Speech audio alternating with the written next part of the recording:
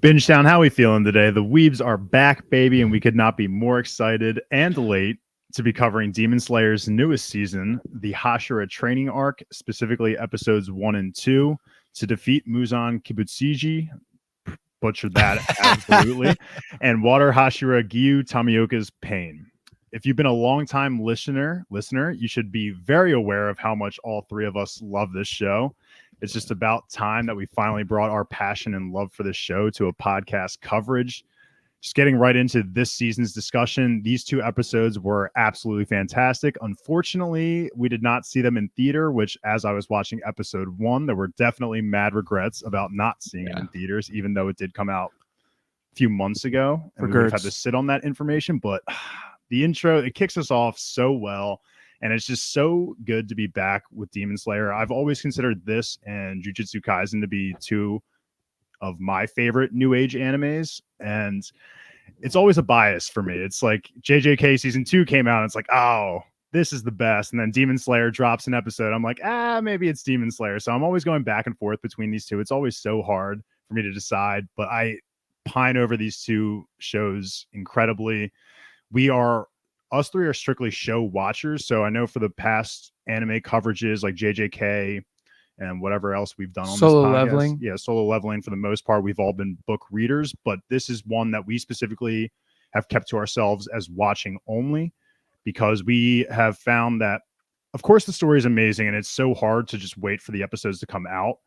But the animation is just one of the best we've ever seen. And it just feels like we get the most out of watching it episode by episode. So I know a lot of people would probably disagree with that and maybe say you got to get right to the manga. But now that we're kind of approaching the end, it doesn't feel entirely necessary. I've been enjoying the ride of Demon Slayer. It's the best. And I have no other words. With that being said, for you two, how does it feel being back with Demon Slayer? Feels fantastic. I can't think of many criticisms I have of this show. The animation is flawless. I love the characters. It does a fantastic job of balancing emotion with comedy. It's just like almost everything I could ask for in an anime, I would say. It feels like this is a pretty solid, I would say, like beginner starter anime. I feel like it gives you everything you might want. Some of the fan servicey type stuff isn't like completely over the top. But it was, I feel like, in season 1 personally. Okay, that's fair. But as they've gotten more mature, it's definitely dimmed down. Yeah, it feels very Japanese. It feels very anime in all of the best ways. So I just love the hell out of it. And I know that we're just nothing but epic moments are coming down the pike. So it's just like, okay, let's go. I think that Demon Slayer is fucking fantastic, man. When that shit dropped, I was so fired up. I mean, it's like Jujutsu Kaisen is so awesome and it's well thought out. It's a little more of an advanced anime, I'd say, and I think I benefit from reading it. I think that as a manga, it's so good, but like Demon Slayer anime is better than Jujutsu Kaisen anime. I'm not saying the story is better, but I think that the anime is so fantastic. It is an easier watch than Jujutsu Kaisen, which, you know, maybe might be a knock to some watchers, but Kyle said it's a great like introductory anime, and we are seasoned anime watchers, but we love it just the same. Like I think that has it sums it up. You know, and these first 2 episodes really kick off the season well. It would have been awesome to see it in theaters, but you know, beggars can't be choosers. I'm glad I got to watch it on my 4K TV. Let's just put it like that. Yeah, we can't complain with 4K TV, that's for sure. Let's just kick it right off. I'm going to be covering this, I think, for the most part, scene by scene. In the past, I know we've done buckets, but I just think for the purpose of just flow, I think it just might be easier to do scene by scene. So we'll just start with the opening scene, which we see 2 Hashiras, Sanami and Obanai, who are the Wind Hashira and Snake Hashira. They've been informed by 2 of their inferior, I was going to say superior, but I don't know what's the opposite of superior. That's not underling. Totally, yeah, underling, I guess would be a good way. But they received word from their underlings that they've had word of women disappearing into a mysterious castle that was abandoned a long time ago. It appears that demons have just made this their living quarters for themselves, and essentially the task here is for the two Hashiras to just fuck shit up and return the women back to their towns. And we can just get into it. I mean, they start off so hot, and boy, this is what I kind of regretted missing in theaters was this scene and just seeing how other people reacted, because I know I was just like awing and just gasping because of how great everything looked. I mean, the Wind Hashira, I mean, he's such a douche. You've been waiting for that. Yeah, hold on, let me pull it out. As he bends behind him, to pull out the sword. Got the sword. I bought this, I don't even know how long ago, and we hadn't even seen Sanemi in action yet. But I just really love his sword. I think the guard is really cool, like the flower star design. So I saw it and I was like, I'm just gonna buy it. I don't really know much about him, and even though he stabbed Nezuko, I was still like, the sword is just too cool for me to pass up. I can't wait for his backstory. Every single backstory is like, demons fucked my life up. Here's how. And his is going to be really shitty. It's up there with like One Piece in terms of characters. Every character we meet just has some sort of depressing backstory. And of course, we get one in episode 2. But this I feel like he'll just end up being the Wind Hashira to me. It just feels easier than trying to remember all of their names. But I like the green aspect of it because it doesn't seem very wind, but it works very well. Like the visuals of the wind moves with the green color is pretty damn cool. It's like leaf. Like I think of it as leaves. Maybe the winds. Yeah. I can see that. My only, it's not really a gripe, I guess. It's just the physics of the Snake Hashira's sword. Like we've seen swords that whip around, like the Love Hashira's is an actual whip. But his is like an actual katana, yet it moves as if it's a whip. I guess it might just be a visualization choice. I'm sure he's maneuvering his blade in ways that are snake-like, but it's just the way that the blade appears to be extending out like a Orochimaru's snake would, like it felt a little weird, and I would kind of immediately question it because they always say the water's not really there, the wind's not really there. It's just an aesthetic thing. So how does that explain this particular blade is my question. I was just gonna say they comment. I've read that all the visualizations of like the powers are just it's just for the watcher, which at first I kind of was like, damn, that kind of stinks. But actually, it makes the characters even that much more strong. Like they're it looks fantastic. Yeah, it looks awesome, and also they're just like beating demons with pure strength and grit and muscle and speed, and that's like really cool. Yeah, it just looks so cool that I don't think I mind at all. That would just be my take. I think. I think he looks amazing. I love the like tape wrap over his face, the different color eyes, the snake visualization of the sword is super cool. They have an interesting relationship that I wasn't anticipating. They seem to have a lot of respect for each other, where I thought they would just like hate each other but work well together. It's like not exactly. I did not expect it either, Kyle. Yeah, like even says they have a little bit of the dust up, which seems classic with the design and what we know so far of the Wind Hashira, where he's like, no one asked for your help, or I didn't need your help type of stuff, and that seems very in line with his character. But they do seem to work well together. The Wind Hashira always just came off as a lone wolf type of guy to me, and again, we didn't know a ton about him. The same thing with it's serpent, right? Not snake. It is serpent technically. Serpent, okay. Yeah. And yeah, same thing. He just everything about that character design also feels like it screams kind of a lone wolf type of deal. So I like that they have this type of relationship. I like how he has 2 different colored eyes. Yeah, I think he looks sick. We at least know for Sanemi that the Wind Hashira, we know that he really does listen to Kaguya,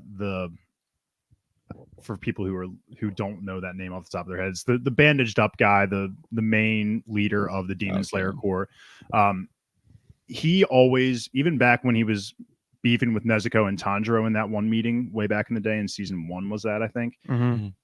He was always respective of Kaguya. So I just think if Kaguya tells him to do something, he's just like, sure, no matter how many people I'm with, I'll do it. But I'm sure he would rather ride solo for sure. That's fair. He was about to cut down Tanjiro or Nezuko and Kaguya, right? Kaguya? Kagaya. The leader of the Demon Slayer Corps, like told him to stand down or whatever, and he like just like dropped down to his knee immediately. Exactly. Yeah. I like the snake coil move. The Wind Hashira had some great moments. But I think when he was in that hallway just slicing up demons, when he grabs the one by the head and just like cuts its head off and just tosses it, I thought that was badass. Yeah. The like tornado, like huge wind gust move was cool, and then they did like the blood rain. I didn't expect that, but Demon Slayer could get like that sometimes, so I thought that was a nice little touch. Yeah. And as they are chasing the one demon that appears to have kidnapped the latest girl of the town, he jumps off this cliff or I guess jumps into the castle, and Sanemi and Obanai chase after him. And as soon as they do, they are met with the Infinity Castle. Now, neither of them know what that is, and technically we aren't really, but we've seen it before. I don't think they've ever have they referenced it as the Infinity Castle? They have, because when the lower ranks got summoned by Muzan, the one was thinking to himself, "We're at the Infinity Castle." So I caught that before. This place is that episode was so awesome. Oh yeah, I mean, of course. And I loved how they brought it back in this intro episode, because I was like, "Oh shit, they're gonna." Yeah. I thought they were gonna get fucked. Totally. Yeah. I was like, "Oh, they're dead." I was like, Yeah. "They're dead." And thank God it closed. But they have no idea what's in store. I mean, nobody does except for, well, they're the first two. Yeah. I'm interested to see when they might bring that up.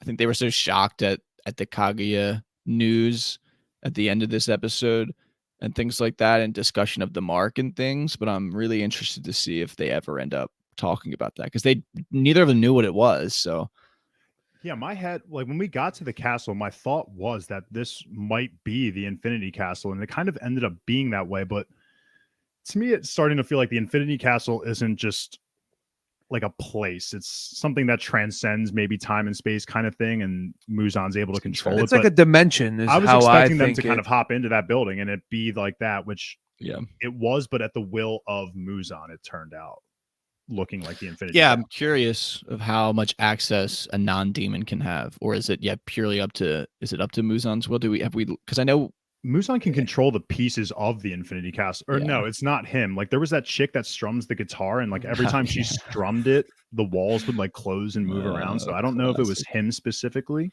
I don't have the capacity. I don't have the capacity to like walk us through the mechanism of that shit. But remember in season 1 when he went to save whoever he was saving, Tanjiro, and that one demon had that drum, and he was hitting the drum, and it was changing the rooms and stuff. Kind of like that. I think it has to do with that, and the medium is like her plucking that stringed instrument, and in some way Muzan's controlling that whole realm the way that demon was controlling that castle, and all the rooms changed and they were lost in the maze. That was definitely a foreshadowing. Like I guess my follow-up question will be, if the Demon Slayer Corps were to, let's say, launch an attack on the demons, if they were to go back to that castle, do you think they would still you think they could possibly find the Infinity Castle? Or do you think it's something like if Tanjiro were to just like open a door to like a random building, like Muzan could make that building become the Infinity Castle? I'm just curious. I think it's the latter. Like he could just I think it moves. Okay. Like he has to open the doorway. Like the box from Dark Matter. I'm more inclined to believe that it can be anywhere. Okay, I think that's it what could be I think anywhere so too. Because then remember I think it was a season before, he would like summon them and they would just like appear there. They would just like appear there. So I he think can control when they go in and out. Yeah, it might not exist like on this plane of existence, I guess, if you want to say it like that. Feels fair. It feels fair. We get a quick check-in. After that, we see Kano, which is the insect Hashira's quiet little girl. She returns back, and Shinobu informs her that the Hashira are going to hold a meeting, which we'll get into in a little bit here. Tanjiro also is recovering very nicely. He's actually apparently reached Hashira level in terms of healing, it seems like, because the one guy makes a comment. I mean, I guess it gets all answered eventually, but at first I wrote this down because he says it took the two other Hashiras to heal 2 to 3 days, and you're basically at the same level as them. So I wrote that down thinking that like, he's getting there, and he is. He is. We'll take it. All right, but let's get into the meeting itself, where Lady Amane tells the Hashira that Kaguya's condition has worsened and that he will no longer be appearing before them. And this comes as a surprise to a lot of them, but of course they know their duties and they respect the wishes of the master. The main topic that they bring up here is the marks that the Love Hashira and Mist Hashira Muichiro, I'm going to say his name because I'm going to put respect on his name, that they bore marks similar to what Tanjiro has on his forehead during their fights in the Swordsmith village. These marks are signs of essentially of the swordsmen who were the first to use breathing techniques in their sword style. And they are very similar looking to the demon marks that some of the upper ranks have as well. And Kanjuro, who is the Love Hashira, and Muichiro are both asked, how did you make these appear? Kanroji is, I'm so bad at these Japanese names. Kanroji just basically doing a good job. does not give any answer, but She gives the Tanjiro answer basically. I love that little side shot they have where he's trying to explain it to the Ravens and he's just saying stuff like pop and pow and my stomach was tight and stuff. That's what I love about Demon Slayer, because it's a serious moment.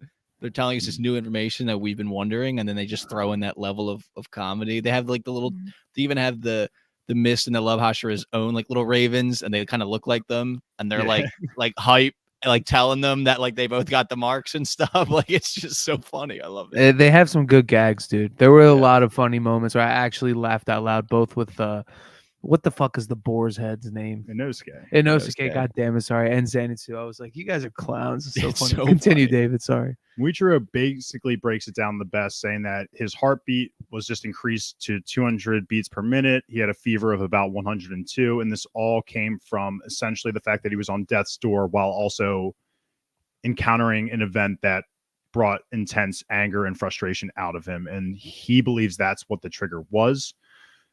Lady Amane also mentions that people who are original owners of the marks, I guess, can emit enough energy that they can share those marks with others around them. So watching season 4 in the Swordsmith village, we knew that Muichiro was a descendant of like one of the first, or the sun breather, right? Or something like that. I suspected it because his dad looked like Tanjiro's dad. Didn't they say something about his past being related to? He was like a product, like his bloodline is okay, that's my prestigious. I'm pretty sure. Mm-hmm. I'm pretty sure. Like, shit. But so I just don't assumed, quote us, watchers. We'll do better research next time. Yeah. So during watching of the Swordsmith village and those marks appeared, I kind of attributed it to his bloodline. But now they're making it more clear that it was more so. It feels like Tanjiro's effect on Muichiro and Kanroji in those moments that allowed them to bear the marks, not just his bloodline. I still think it could be both, though. I still think it could be because I was like, oh my god, they got to be related, like they're descendants. Yeah, because I remember her getting the mark and being like that.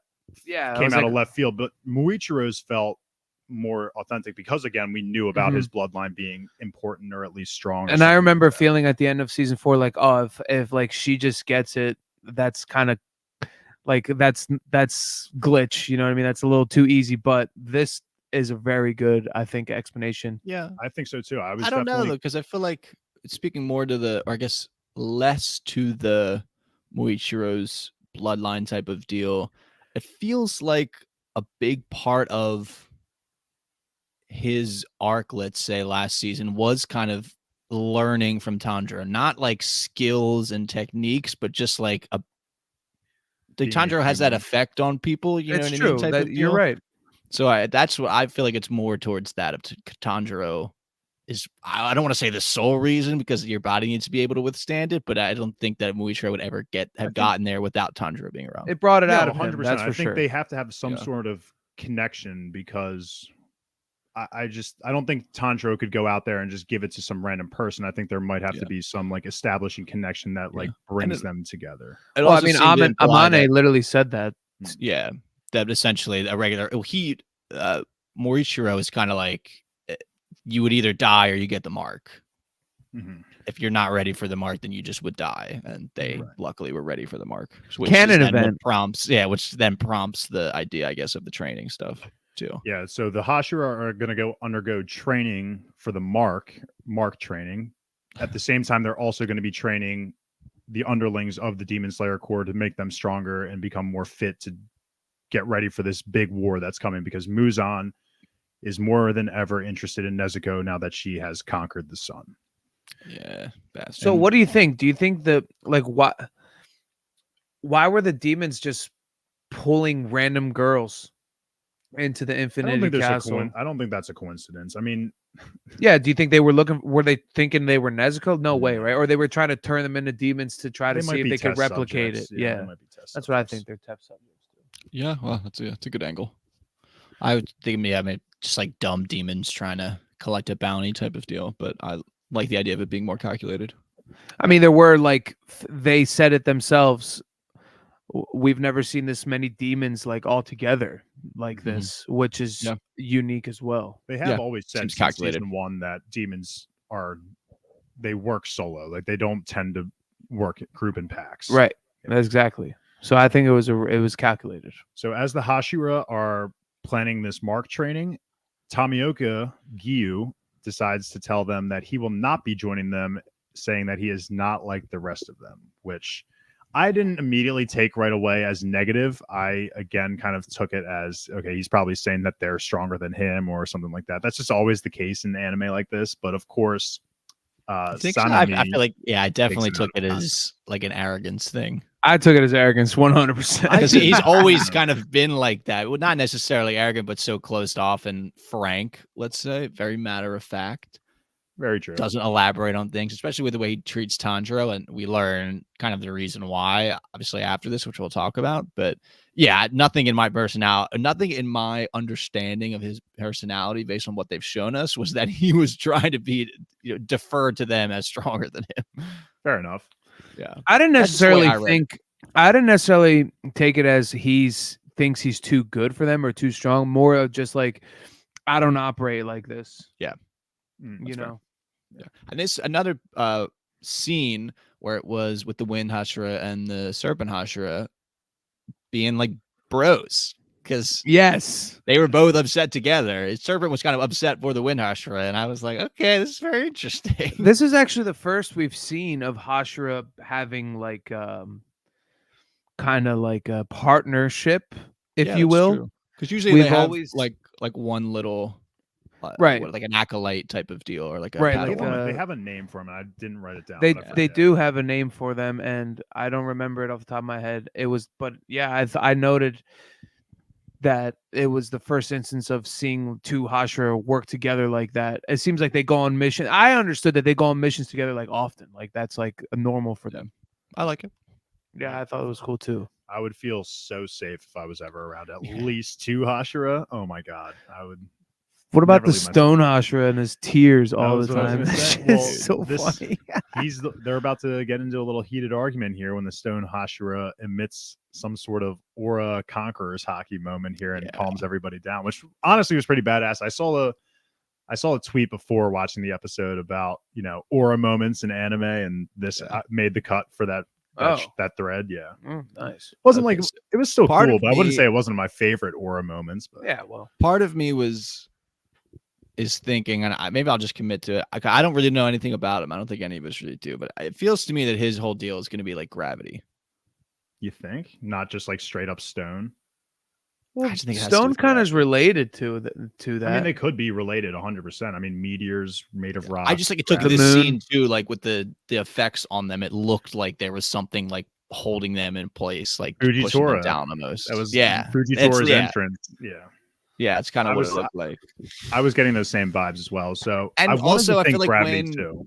when Rengoku ripped to the fucking legend goat, when they learn about his death, he's like on that roof, on that building. And it just seemed somewhat incongruent with him being this just huge person. He was just kind of like hanging out on top of a building. So I think those he's- two together. Gravity is without a Gravity's doubt one of my sick. favorite abilities. Gravity and light have always been like two of my favorites. if he's gravity, he's just going to shoot up in the rankings of my Yeah. favorite Hashira. Do you guys think that he was always like the second? Well, the not he's not the leader of the Hashira because there is a leader of the Demon Slayer, but like, do you think he was always the guy that was kind of rallying them all together, He or always do you seemed- think it was Rengoku and he has taken the reins? This guy seems a little bit like he's He's fits more of organized. I think he fits more of a leader role than anyone else, including as much as I love Rengoku. Like Rengoku's still very outgoing, and Yes, I agree with you. Yeah. so I think Seems this like guy's a perfect blend. rambunctious brother Rengoku feels like. Wow. I was this guy kind of- feels like your older brother that takes over when your parents aren't there. 100%. Exactly. That's what the impression I get, and especially more so after seeing him. Honestly, I was kind of feeling, and then when we had conversation with Luke and stuff, I thought Giyu was like the lead guy. I think we were all kind of under the assumption Yeah. that Giyu is definitely going to be one of the strongest of the Hashira, but now I'm kind of in the He I'm could not still gonna- be yeah, the yeah, strongest. without a doubt. But I think because of these thoughts that he's been having that we will eventually discuss, I think that holds him back from being one of the strongest Hashira. But now, if he does overcome those feelings and everything, I think that will easily land him in Rengoku territory. Oh, strong. Umai.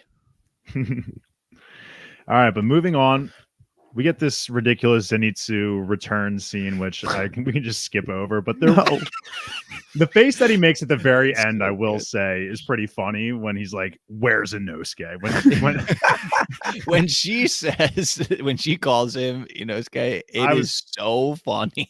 that cracked me up. The beginning stuff was not when he's like, "Oh, all three of these girls, they love me so much." He's like, that did you stuff- miss me? Yeah, Yeah. They're like, not really. we're just glad to have you back. But that He moment says is very Inosuke, end. she's so cute, I could die. And then she calls him Inosuke, and his whole demeanor changes. I just love how many looks he has. He has like 18 different looks in this episode, and it's all just facial expressions. I know this is an unpopular opinion, but that fucker cracks me up. I like Zenitsu. I'm not a Zenitsu. I know you're he's not. been better because he hasn't been as outlandish. Again, we're 4 seasons in. He better start maturing, and he has been. So it's been dying down a little bit, but I only like him when he's asleep, of course. So, Well, I think getting a his little more power is like one of the best powers in the if he show. can just control it while he's awake, I'll instantly like him. That's fine. That's fair. That's it. Well, Tanjiro already can do it, so Yeah, I mean Tanjiro. Tanjiro is the best. That's Tanjiro's goated MC. we also find out, we flash back to Tanjiro in his bedroom, and we find out that Nezuko has been speaking, which we kind of knew from the end of season 4. She's been working on her communication a little bit. It seems she's gotten better. What a moment that was at the end of last season. That was Yeah. crazy. Ohio. And then who else? I was cracking the fuck up when Inosuke just busts in the window, and it's like the different camera shots of him just crashing through the window, and he's just screaming. Yeah. And Genya is just like I was watching, who was it reaction? I don't remember off the top of my head. And they kind of like froze it and looked at everyone's different, like the drawings of them. It's like low res drawings, but they all have the same face and the same eyes popping out of their head in the same way. It's so funny. I love when they do like the little dots for eyes and My just like favorite. dumbfound faces. Like those are the best. That is probably the best gag in the show. And then so Inosuke comes in to tell Tanjiro that everyone's going to get trained and everyone should be hype, and that Tanjiro is. And then we get like a little comedy moment of Inosuke teaching Nezuko his name. It's so ironic because he doesn't give a fuck about anybody else's name either.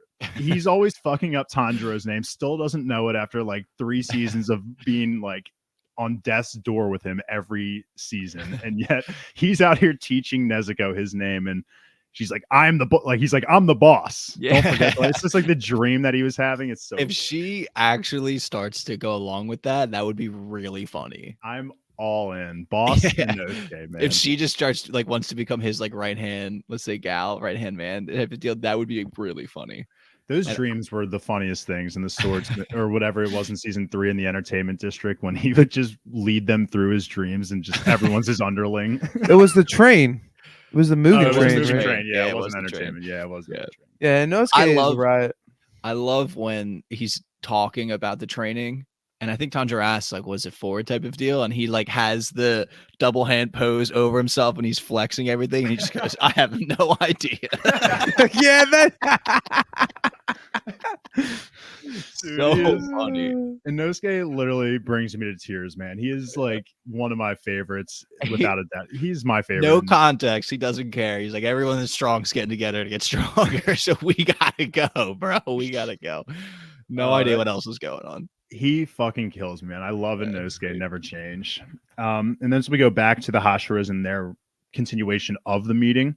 The training will essentially pick up in 3 days, and they will gather old Hashiras as well to help train the new recruits. And of course, we immediately think of Tengen, but I also was upset that we didn't see the OG Water Hashira, Gyu, and Tanjiro's master. I forget his name, but I was with the hoping, mask. Yeah, with the That's mask. who I thought they were gonna bring immediately. I was like, oh, I he's guess gonna because be. I saw the spoilers that I knew it was going to be Tengen, but I was also hoping that they would be referring to the old guy too. I mean, we don't know. He could still show up, but Yeah, it doesn't seem absolutely. like it. It doesn't seem like it. It could be now that like he could be very important in Gyu's growth. Exactly. So Yeah. yeah. Cool. And another great highlight of the, Tanjiro's moment is him getting the sword. What is it, like 1,000 years old, was it, or like 300 years, something like that? It's a few hundred years old, but it has the engraving on it that says Destroyer, and we find out here that swords that have been engraved with that mark are essentially, if you want to think of it like the legendary weapons of One Piece, like they're just, those are the best swords that you can get, and swords nowadays have been recreated in the image of those OG swords, and now Tanjiro has one. So not only is he going to be getting like physically stronger, he also got an upgrade in the weapon department. I can't wait to see him after this arc. And he has Rengoku's. Oh, the guard. The guard. That Such a was nice so touch. emotional. Yeah. And it looks great on the black blade. Just the think so, contrast. too. Yeah. And I love how they even mentioned it in the show, like how dark the black blade is. Mhm. I can't wait to find out what the fuck the black blade like truly means. It definitely has to do with like Tanjiro, and we already know he can do multiple breathing styles. Like I think it has to do with that. The only thing we know, right, is that anyone who's ever wielded a black blade Dies. died. Yeah. Right. Yeah. When did we see? You might get to it, but if you didn't, I just want to bring it up. When did we see that little like flashback of Muzan and with what looked like to me as like the sun breathers? I think that is in the next episode, like the start of episode 2, when Tamio, the names are impossible, but she's the demon that works on the potions and stuff. I think she's Yeah.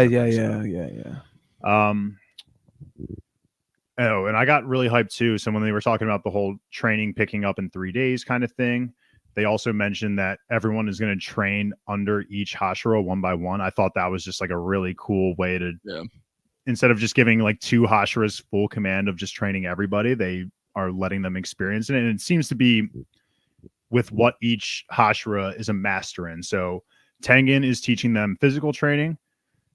Tokito Muichiro is teaching them rapid movement. Love Hashira is teaching them flexibility, which was a funny little clip of her just like spreading this guy's legs and everyone in the background just like freaking. That would be the one that I would not do. I'd be like, I'll do the rest, not flexibility. You'll never reach your true potential then. You just wouldn't do it. Serpent Hunter, the Serpent Hashira is going to be teaching sword skills.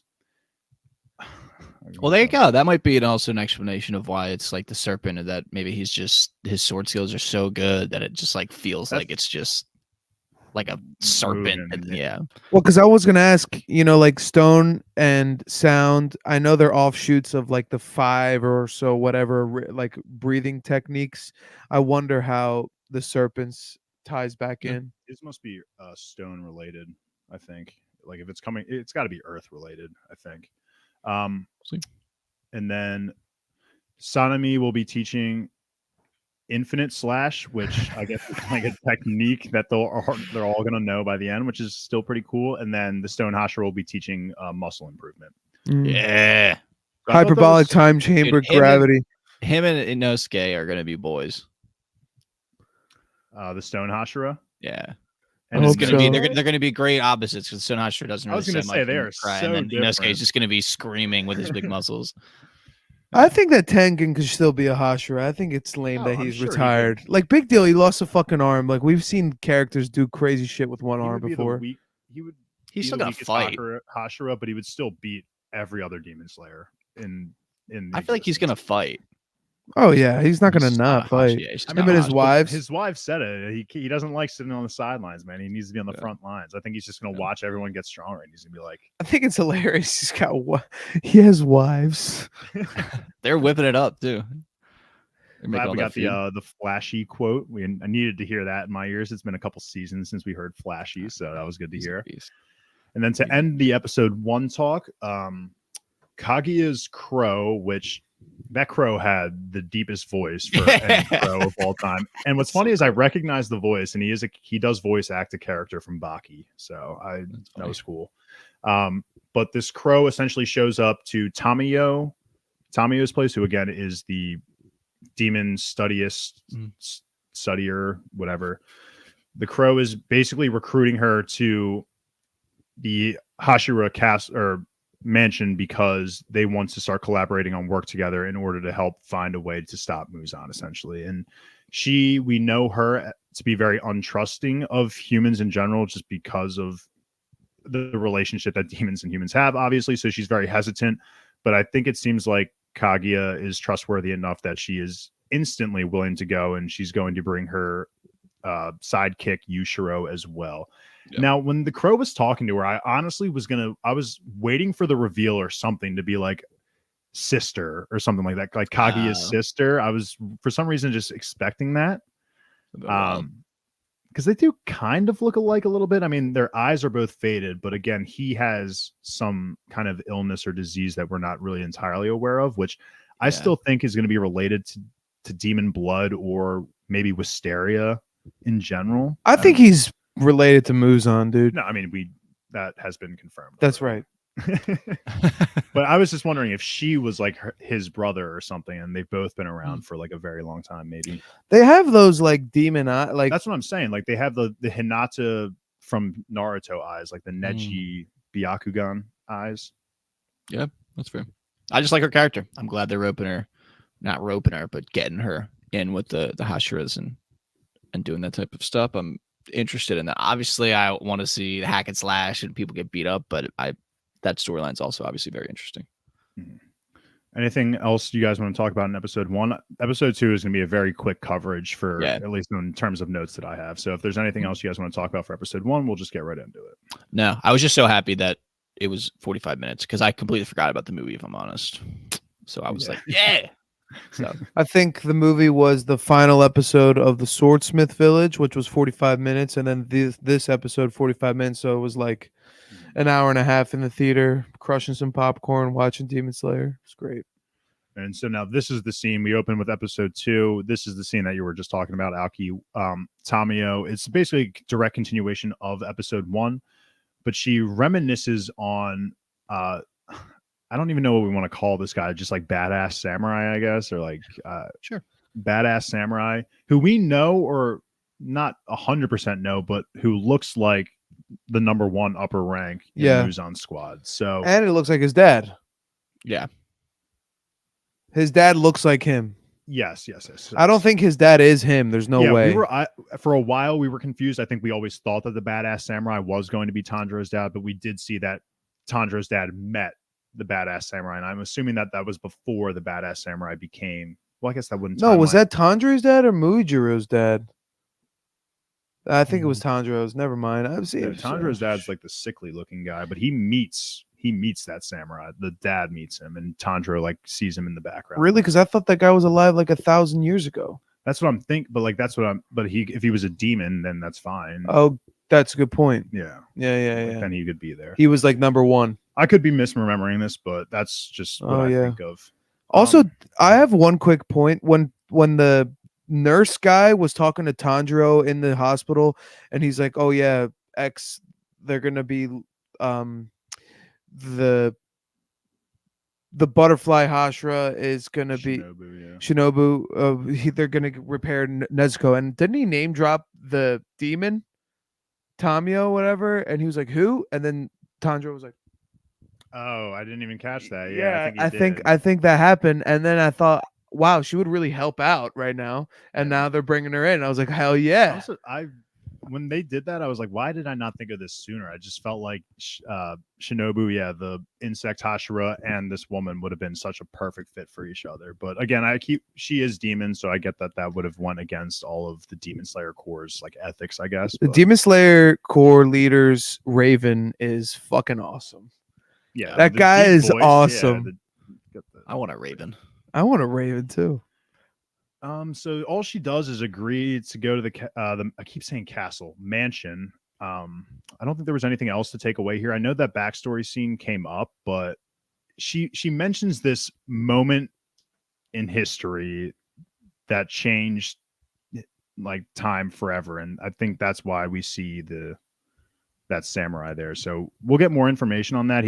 For right now, that samurai is still a complete mystery to us. Like, it was the doll that Tanjiro trained with the swordsmith village. It's, the number 1 rank guy, but he's also the sun breather. So he has 3 different roles right now, and we have to get these tied up. And we will. Very confident in that, but we'll see if it's this season or next. I thought it was interesting that I was really waiting for her to say in the last episode, and I'm sorry for backtracking, but I thought she was going to say the first breathers, the sun breathers, but she didn't say that. She called them something else, right? I think she just said the first breathers. Yeah. It's interesting. I wonder if they purposely did that, because we have been told that the sun breathe. Or have we been told that the sun breathers? Didn't they say in the Mugen Train arc that like all breathing comes from the sun breathing? I mean, that would make sense to me. Yeah. Okay. I'm pretty sure. We'll get to it. But after we move on from Tamio, we then move on to our MC Tanjiro, and Kaguya sends Tanjiro a letter asking him to talk to Giyu, and not just talk to him, but if he denies him, to just persistently go after him. Yeah. My note is just Giyu-san. Giyu-san. Giyu-san. Like, he introduced himself. He's like, it's Kamado Tanjiro. He's so funny, man. They do end up meeting, and Giyu in this moment admits to not being the water Hashira, which I wasn't sure how to take it at first. I'm glad we got the answers pretty quickly, but this definitely had caught my ears, especially with the comment that he made in the last episode with, I'm not like the rest of you guys. So I really wasn't sure where his mind was at. And I was pleasantly surprised, even though this was a very sad backstory, but I thought this backstory was incredible in terms of connecting it to season 1. Like, I just don't know why I never assumed that him and Sabito had probably known each other. It was just so beautiful, and I just love how this show is just able to bring this back full circle in a couple seasons later. I'm really loving this show. And they gave more life to Sabito. I just thought maybe he like walked into the Hashira train, the exam, and just got sliced immediately, but he was actually a savage. He was the guy. It's a shame he died. Yeah, I have like chills right now. But what if he was grown up, man? Like, dude, the coolest part is Giyu's freaking cloak. It's half of Sabito's. Like, that is so awesome. That is so awesome. You just don't expect this kind of stuff from a show that is quote unquote as simple as Demon Slayer is. But fuck, man, this is why this show is so good for like a beginner level anime. Like, this is like an easy to follow reveal that just paid off so much for us. Not that we were expecting anything more from that season 1 storyline, but it's a awesome tearjerker. Yeah, for sure. I'm curious do you guys feel, and I don't feel this way, but as I watched the second time, like, part of me couldn't help but feel that it feels a bit convenient, the way it goes down with Tanjiro, where it's like, is he really the only person that's ever said that to Giyu? That's like, well, you're really going to turn your back on what Sabito like entrusted to you. Like, it's at the first time he's really heard that, and he feels the slap. I can see it only because Giyu is very introverted, and it seems like he wouldn't, like, how many people really know about that type of deal? The only person who would have said that would have been Kaguya. Like, I don't think Sanemi's out here dropping wisdom like that for him, but I think Kaguya definitely should have at least said something to him. Also, I think that's not the point. I think the point is, like, Tanjiro was the only one that was capable and able of like getting through to him. Yeah. Well, I guess Because of just who being he that is. persistent. And I think again, because of this moment, like he says he will never be marked, but I think he is now first up on the list of people that are going to get marked now because him and Tanjiro shared this moment right here. They have this connection over Sabito and whatnot. So I think the next person that we're going to see with the mark is going to be our boy Giyu. Giyu-san. Yeah, Giyu-san. I mean, Giyu-san. he will absolutely tear shit up. Giyu-san. And again, this is a perfect example of Demon Slayer being great writing, fantastic, emotional, and then just hilarious. Where Tanjiro's like, "Oh my god, like he's not saying anything. Like I should totally challenge him to a cold soba noodle eating contest." It's like what? And then his face is so funny. The art of his face in this moment is like, it's so funny because he doesn't just even need love to it. say it. Like Giyu is legitimately just about to say, "All right, I'll come help train," and Tanjiro Yeah. is just still in his own thing. He's like soba noodle eating contest. Yeah, It's like, what are you talking? He's a man about? of few words, so if we have a eating contest, he won't have to say anything. It's just And then the best part about it is they go and they do it. Yeah. they literally do. They don't show us the winner though, man. It probably had to be Tanjiro if I had to guess. It's so funny. Then they have another one. They have a salmon and daikon. Mm. That's Those so soba funny. noodles looked really good, especially the fact I never knew that you ate soba noodles by like dipping them in the sauce, kind of like. Mm. Did you see how they were eating it? They Mhm. grabbed the noodles and then dipped it. Did you ever see videos of them making them?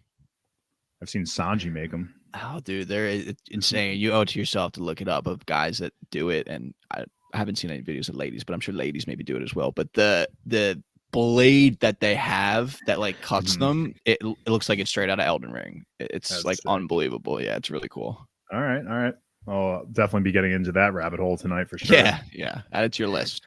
I'm hungry. The only thing, in terms of like the Giyu conversation, the only thing is just, God, I was getting choked up at the Rengoku again. I mean, this is the second time we saw him this episode, but Tanjiro is really bringing out the comparisons to light, saying that he knows what it feels like to have someone get killed early on, and he feels like they should outlive him. It was just it was so bad. It's also about his family too.